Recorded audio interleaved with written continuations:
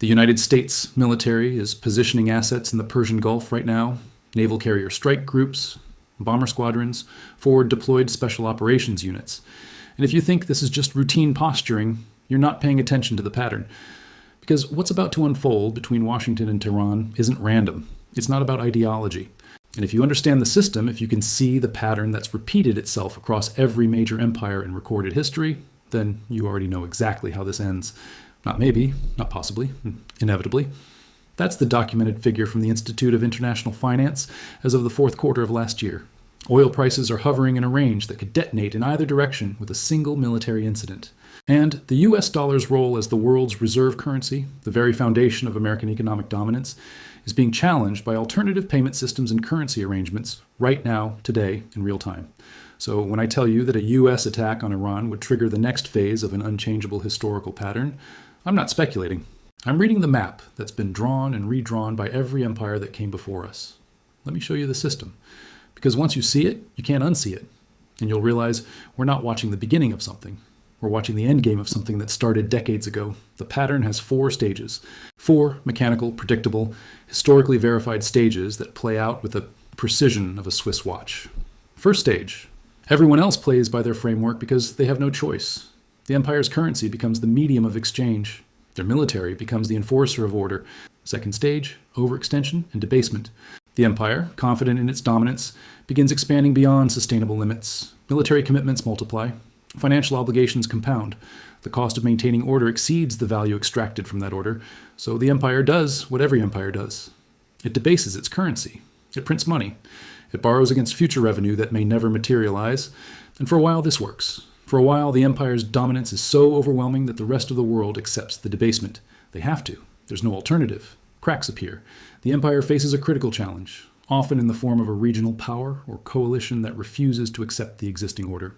The empire responds with force because force is what worked before. But now the math has changed. The cost of that force, the economic burden, the geopolitical blowback, the internal strain, it all compounds exponentially. The empire wins battles but loses wars. Or worse, it wins wars but loses the peace. Other powers see weakness. They see opportunity. They begin building alternative systems, but steadily, mechanically, inevitably. Fourth stage, collapse or transformation. The empire either collapses outright or transforms into something unrecognizable. The currency that once dominated global trade becomes just another medium of exchange. The military that once enforced global order retreats to defending core interests. The economic system fractures into regional blocks, and a new order emerges. And it's played out over and over and over again across human history. Let's look at Rome. Not the Hollywood version, the actual historical system. Stage 1. For generations, Rome was the system. But dominance breeds overextension.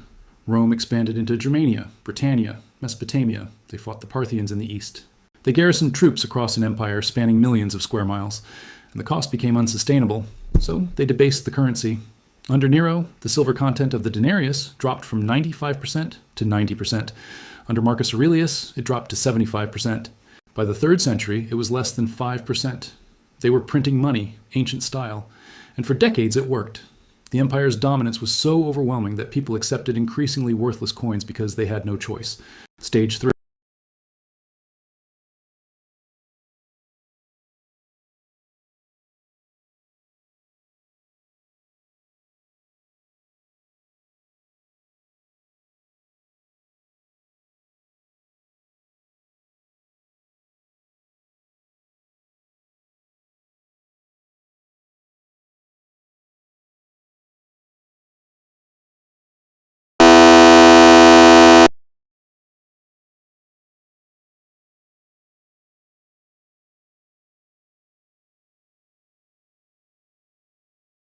Itself. Constantinople, Ravenna, Trier, Stage 4. By the 5th century, the Western Roman Empire didn't collapse in a single dramatic moment. It fragmented. It transformed. It became unrecognizable, defending Italy, then just Ravenna, then nothing. And Europe fractured into regional kingdoms and competing systems. A new order emerged. Feudalism, the Byzantine Empire in the east, the Islamic Caliphate in the south. Rome didn't end because of barbarian invasions. Rome ended because it had become mathematically unsustainable. Check. Verified, undeniable. The pattern held. Let's jump forward. Britain, 19th and early 20th century. Stage 1. The British Empire, at its height, controlled 1/4 of the global landmass. Britain fought the Boer Wars in South Africa, the Crimean War against Russia, colonial conflicts in Afghanistan, Sudan, Burma. They built a global military infrastructure that cost exponentially more each year, and they financed it with debt. By the early 20th century, Britain was borrowing heavily to maintain the empire. Then came World War I. Britain borrowed over 136% of GDP to fight that war. They printed money, they sold assets, they monetized debt, and they won. But the cost was catastrophic. The pound, once unshakable, was now propped up by American loans and financial gymnastics. The empire that had dominated global trade for a century couldn't even feed its own population without American aid. The Suez Crisis in 1956 was the breaking point. Britain and France tried to reassert control over the Suez Canal after Egypt nationalized it. They invaded, they succeeded militarily, and then Eisenhower said, no, the United States refused to support the operation. The pound collapsed. But because the economic and geopolitical math no longer supported British dominance, other powers saw opportunity. The United States emerged as the new hegemon. The Soviet Union offered an alternative system. Former colonies demanded independence. India, Africa, the Middle East. Britain couldn't hold it together. By the 1960s, the British Empire had transformed into the Commonwealth. The pound sterling was no longer the world's reserve currency. The dollar took that role. British military might retreated to defending the homeland and a few strategic interests. The global economic system Britain had built fractured into competing Cold War blocs. A new order emerged, American dominance, the Bretton Woods system, the dollar standard. Britain didn't collapse outright, but it transformed into something unrecognizable from its imperial peak. Check, verified, undeniable. The exact same pattern. One more, the Soviet Union.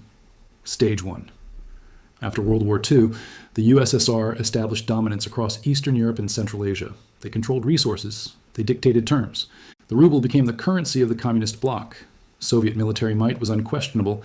They had nuclear weapons, a massive standing army, and satellite states from Berlin to Vladivostok. For decades, this felt permanent, unshakable. Stage 2. But dominance breeds overextension.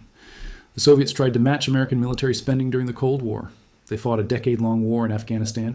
They subsidized communist regimes in Cuba, Vietnam, Angola, Nicaragua, dozens of client states. And they financed it with debt and monetary debasement. Growth stopped. But the military commitments didn't. The costs compounded. Stage 3. The crisis came in the 1980s. Oil prices collapsed, cutting Soviet revenue. The war in Afghanistan became a quagmire, a bleeding wound that drained resources and morale. Gorbachev tried reforms. Glasnost, perestroika. Too little, too late. They began demanding independence. The Soviet military, once feared, couldn't hold the empire together, not because they lacked weapons, but because the economic system had collapsed. There was nothing left to enforce. Stage 4. By 1991, the Soviet Union didn't collapse in a war, it just dissolved. The ruble became worthless. Soviet military might retreated to defending Russia itself. American unipolarity, the Washington Consensus, the dollar as the sole reserve currency. The USSR didn't end because of Reagan or military defeat. It ended because it had become mathematically unsustainable. Check, verified, undeniable. The pattern is held across Rome, Britain, the Soviet Union, and dozens of other examples throughout history. Foundation, overextension, crisis, transformation. And right now, today, the United States is deep into stage 3. It wasn't the first test. It was the final confirmation. In November 2023, Chinese researchers published a paper detailing theoretical vulnerabilities in low Earth orbit satellite constellations. The paper was academic, theoretical research. 4 months later, Iran successfully tested similar systems during military exercises. Western intelligence noticed, started paying attention, but the assessment was that operational deployment would take years. The technology was too complex, the coordination requirements too demanding. They were wrong. Iran and China weren't developing independent systems. They were coordinating, sharing research, combining capabilities. When they executed the March blackout, they proved they'd been operational for months, maybe years, and Western intelligence had completely missed it. Check. Intelligence failure verified. Now look at what happened next. Within 2 weeks of the blackout, 17 countries requested briefings from their intelligence agencies about Starlink vulnerabilities. NATO held emergency sessions about communication backup systems. The European Space Agency accelerated funding for independent satellite programs. Japan announced partnerships with India for alternative constellation development. The trust is broken. The dependency is being recognized as a vulnerability. And everyone's racing to build alternatives. Verified. Pattern acceleration confirmed. But here's what most analysts are missing. This isn't just about satellites. It's about the next generation of global infrastructure. Autonomous vehicles, smart cities, IoT networks, drone delivery systems. All of it requires satellite communication. All of it is being designed around Starlink's architecture. And all of it just became a strategic liability. Companies that embedded Starlink into their operational planning are now redesigning entire systems. Military organizations that integrated it into command structures are developing backup protocols. Governments that relied on it for remote region coverage are negotiating with alternative providers. The economic cost is already in the hundreds of billions. The strategic cost is incalculable. And we're only in the early stages of fragmentation. Undeniable. Pattern manifestation complete. Let's go deeper. Why does this pattern repeat? What's the underlying mechanism that makes it inevitable? It's game theory. Specifically, it's the commitment problem in asymmetric power relationships. When one power controls critical infrastructure, they promise not to weaponize it. They have to make that promise, otherwise nobody adopts the system. But the promise is unenforceable. There's no mechanism to prevent weaponization when strategic interests align. So every rational actor knows the promise will eventually break. The only question is when. And the only defense is to build alternative systems before that moment arrives. But building alternatives is expensive, inefficient, only justified if you believe weaponization is imminent. So there's a waiting game. Everyone using the dominant system knows it's vulnerable. Everyone controlling the system knows competitors are developing countermeasures. And everyone's calculating the optimal moment to reveal their capabilities or switch systems. When one side moves first, it triggers cascade reactions. Suddenly everyone's assumption about timeline shifts. The theoretical vulnerability becomes operational reality. And the race to alternatives accelerates exponentially. This isn't politics, it's mathematics. The pattern repeats because the incentive structure is identical across every case. So where are we now? Let me map it precisely. Starlink currently has 4,800 operational satellites. Planned expansion to 12,000 by 2025. 42,000 by 2030. That's American projection. But China's Guowang is targeting 13,000 satellites by 2030. Russia's Zorky is projecting 4,000 by 2028.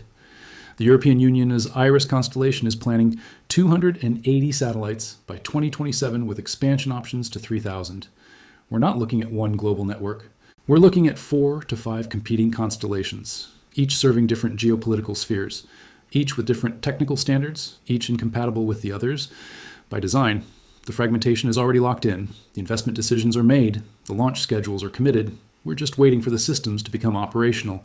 And when they do, every device, every system, every operational protocol currently designed around Starlink will need to be redesigned. That's every NATO military system, every commercial aviation route using satellite navigation, every autonomous vehicle program, every remote infrastructure project. All of it will require multiple redundant systems to maintain operational capability across different geopolitical contexts. The complexity is staggering. The cost is unprecedented. And it's completely unavoidable. Why? Because the pattern is in stage 4. And stage 4 is irreversible once it begins. Now let me address the objections. The arguments people always make, this time is different. Technology has changed the dynamics. American technological superiority makes competition impossible. First objection. Starlink is too advanced. China and Russia can't match the capability. Therefore, fragmentation won't happen. Wrong. They don't need to match it. They need to make it unusable in their territories and deny it in contested regions. They've already demonstrated that capability. The March blackout proved it. You don't need a better system. You need the ability to neutralize the dominant system and provide a minimally functional alternative. That's a much lower bar. And they've cleared it. Second objection. The economic cost of fragmentation is too high. Nations will negotiate shared standards to avoid duplication. Look at the history. Did economic rationality prevent the collapse of Habsburg postal networks? Did it prevent telegraph fragmentation after World War I? Did it prevent internet balkanization after Snowden? No, because strategic security always trumps economic efficiency. Every single time, no exceptions. Third objection. International space law will prevent weaponization of satellite systems. This is the most naive argument. International law only functions when powers agree to enforcement. The moment strategic interests diverge, international law becomes a suggestion. And we're already past that point. China's building artificial islands in international waters. Russia's annexing territories. The US is sanctioning third of the global economy. International law is already non-functional in contested domains. Space is just the newest contested domain. Fourth objection. Commercial pressure will force interoperability. Companies won't accept fragmented systems. Companies don't have a choice. They operate within regulatory frameworks set by governments. When governments mandate use of national satellite systems for security-sensitive operations, companies comply or lose access to those markets. Now, we're already seeing this. China requires domestic companies to use Chinese satellite systems for certain operations. Russia's implementing similar requirements. The EU is moving toward data sovereignty mandates that will effectively require European satellite systems for European operations. Commercial pressure doesn't override national security imperatives. It never has. So what's actually happening? We're watching the end of the global communication commons. For 30 years, the internet created an illusion of borderless information flow. That illusion is shattering. We're returning to a world of communication spheres, where information flows freely within geopolitical blocks, but moves with difficulty and suspicion across them. This isn't speculation. This is documented policy. China's explicitly building a separate internet. Russia's requiring data localization. The EU's implementing digital sovereignty regulations. The US is restricting technology exports and access to critical infrastructure. The satellite blackout is just the most visible manifestation of a process that has been accelerating for a decade. And it's about to get much more pronounced. Let me give you the timeline. 2025. We'll see the first commercial satellite systems go fully operational in China. Companies operating there will start migrating to domestic systems, not by choice, by regulatory requirement. 2026. Russia's Zorky reaches minimum operational capability. Former Soviet states will face pressure to adopt it. Some will. Others will maintain dual systems. The cost of redundancy becomes the new normal. 2027. The European IRIS system launches. The EU implements preferential regulations for European satellite services. American companies operating in Europe face compatibility requirements. Supply chains fragment. 2028. Major global corporations are maintaining 3 to 4 separate satellite communication systems to operate across different regulatory zones. The efficiency gains of global integration reverse. Costs rise. Complexity increases. 2030. The fragmentation is complete. 5 major satellite constellations serving mutually exclusive geopolitical spheres. Cross-sphere communication requires multiple hops, regulatory approvals, and compatibility layers. The global commons is over. That's 7 years. 7 years from global integration to complete fragmentation, and the process is already irreversible. So what do? How do you prepare for a world where the communication infrastructure you depend on is fragmenting into incompatible systems? First, diversification. If you're operating across geopolitical boundaries, you need redundant systems now, not next year. Now. Because the regulatory requirements are coming faster than anyone's projecting. Companies that wait will face sudden compliance deadlines that force rushed, expensive migrations. Second, data sovereignty. Understand where your critical data is stored and transmitted. If you're operating in China, your data needs to be in China on Chinese systems. If you're in Europe, European systems. The US, American systems. The era of centralized global cloud infrastructure is ending. Plan accordingly. Third, supply chain resilience. Every supply chain that depends on real-time satellite coordination needs backup protocols. Because blackouts are going to become more common, more prolonged, and more strategically timed. If your logistics depend on uninterrupted satellite coverage, you're vulnerable. Fourth, technology hedging. Don't lock into single system solutions. Build flexibility into your infrastructure. The dominant system today might be the restricted system tomorrow. Switching costs are only going up. Fifth, intelligence awareness. Understand that every communication system unity. Deterrence requires cohesion, and a nation arguing with itself cannot project consistent strategic intent. Adversaries see this, they exploit it. So what do you do with this information? First, understand that this isn't about picking sides. It's not about rooting for or against America or Iran or China. If the dollar loses reserve currency status, what does that mean for your savings, for your investments, for your purchasing power? If oil prices spike to $200 a barrel, what does that mean for your cost of living? If the global economic system fragments into regional blocks, what does that mean for supply chains, for trade, for the availability of goods? These aren't hypothetical questions. These are the practical realities of Stage 3 transitioning into Stage 4. Second, don't assume the government or institutions will protect you. They won't, not because they're malicious, but because they're trapped in the same system. Third, diversify your exposure. If the dollar is going to lose purchasing power, what assets hold value when currencies debase? Historically, real assets, land, commodities, even gold and silver, despite all the debate around them. If global trade fragments, what skills and resources have value in a multipolar world? Adaptability, self-sufficiency, localized production. These aren't doom and gloom suggestions. They're rational responses to a predictable pattern. Fourth, pay attention to the signals. Watch what China does. Watch what happens to oil prices, to treasury yields, to inflation metrics. The pattern doesn't unfold overnight. It unfolds mechanically, step by step, over months and years. But each step is visible if you know what to look for. And if a US attack on Iran happens, watch how quickly the system reacts. Watch how oil markets respond. Watch whether China and Russia accelerate their de-dollarization efforts. Watch whether Middle Eastern allies start hedging their bets. Fifth, reject the narratives designed to keep you passive. When officials say this time is different, they're wrong. When commentators say American power is unshakable, they're wrong. When economists say the dollar's reserve status is guaranteed, they're wrong. Not because they're lying, but because they're trapped in the same cognitive bias that's afflicted every dominant power in history. The belief that the current system is permanent. And the math, the cold hard math of debt and debasement and overextension, says otherwise. Here's the bottom line. It's a catalyst.